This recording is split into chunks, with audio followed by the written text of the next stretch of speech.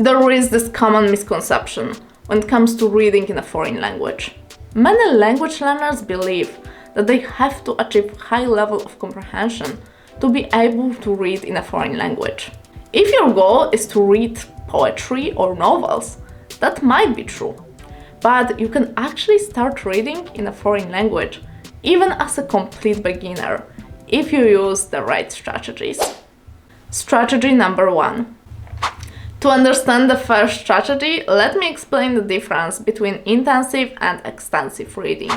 Extensive reading is focused on understanding overall meaning of the text rather than paying attention to every detail. So it means that you should choose material that is slightly above your current level of proficiency. This helps to expand your vocabulary and improve comprehension. To read extensively, go through a larger volume of material, such as books, articles, or stories, to build fluency. On the other hand, there is intensive reading. It means that you should focus on understanding the details of the text. You should read slowly and carefully and pay attention to vocabulary, grammar, and sentence structure. Intensive reading is focused on breaking down the text into smaller parts and analyzing it. For that, you can use a dictionary to look up unfamiliar words and note them down.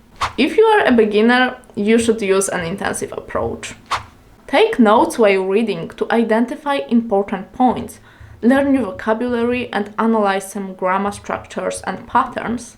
This approach will be way more beneficial for you, especially at the beginning of learning a new foreign language, because you don't know many things that appear in the text, and in this way you can get familiar with them. But at the same time, remember that your goal should be to switch from intensive reading to extensive reading over time.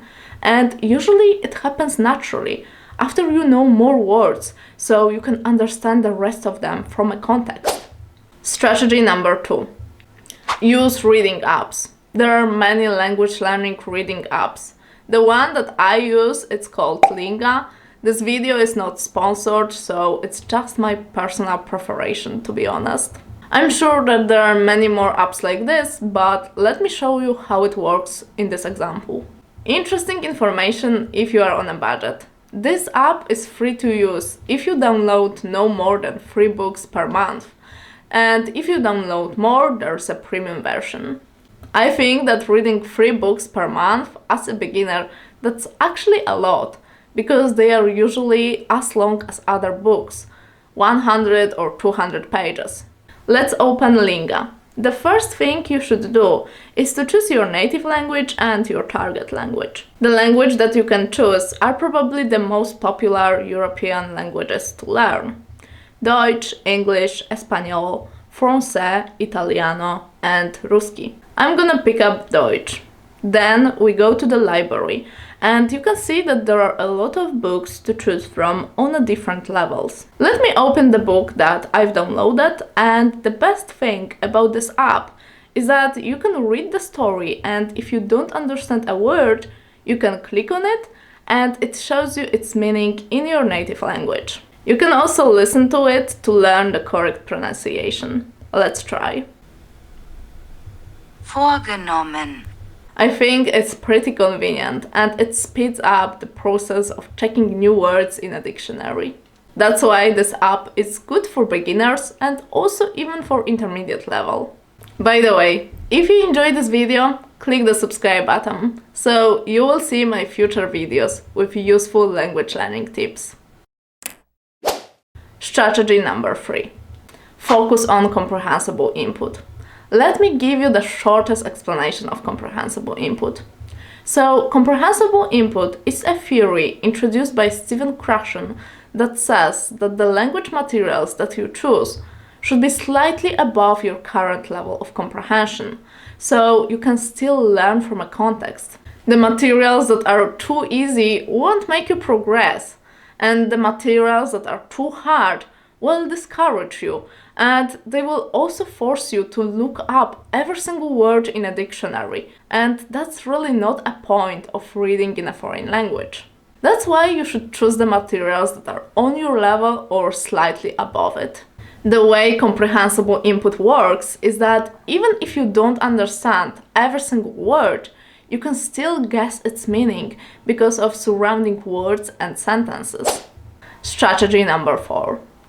Choosing the right language learning materials is a big part of comprehensible input. If you want to read efficiently as a beginner and learn a lot of useful vocabulary from a text, you should choose books wisely. I've noticed that novels are actually quite hard because they include a lot of complicated concepts and sophisticated descriptions of nature or some events.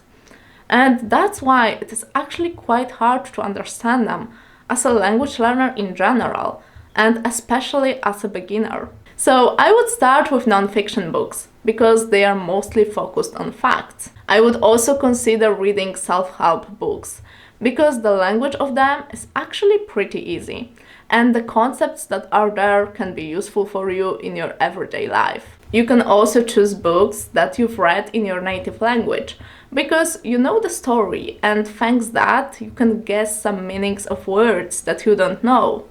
Strategy number 5. The next strategy is to start small.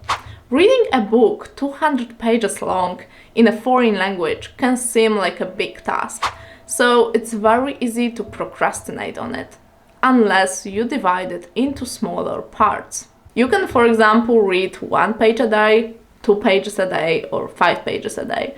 Depends on you. It's way better to build a habit of reading in a foreign language than to try to read a book a day and then never go back to it. Another way to start small is to choose a shorter text. For example, articles, children's books, or some short stories in a foreign language. They will be not only easier to understand, but also your brain won't see them as a big and challenging task. Strategy number 6. The next strategy is to combine reading with listening. I think that this is extremely beneficial, especially at the beginning of learning a new foreign language. The first reason is that we use dual coding. Dual coding is a learning theory that says that if information is presented in both visual and verbal formats, we are more likely to remember it. The second reason is that you can learn 2 things at the same time: spelling and pronunciation. So you can practice it by listening to an audiobook and looking at the written text at the same time. You can also look for some podcasts and YouTube videos that have transcriptions or subtitles. Strategy number 7.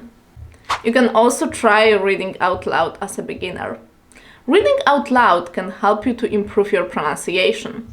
It can also help you to get used to natural rhythm of the language. It builds the connection between written and spoken language. In this way, you can combine your passive language learning skills, which in this case is reading, and your active language learning skills, which is speaking. After reading a text out loud, you will remember new words way better than after reading it quietly. But remember that the important thing is to check the correct pronunciation of words that you don't know, because otherwise you may learn them wrong. If you enjoyed this video, click the like button, subscribe to this channel, and check out the video that is visible on the screen. If you want to know how simple habit of journaling helped me to achieve my current level of fluency in English, this video is definitely for you. Thank you for watching and see you there!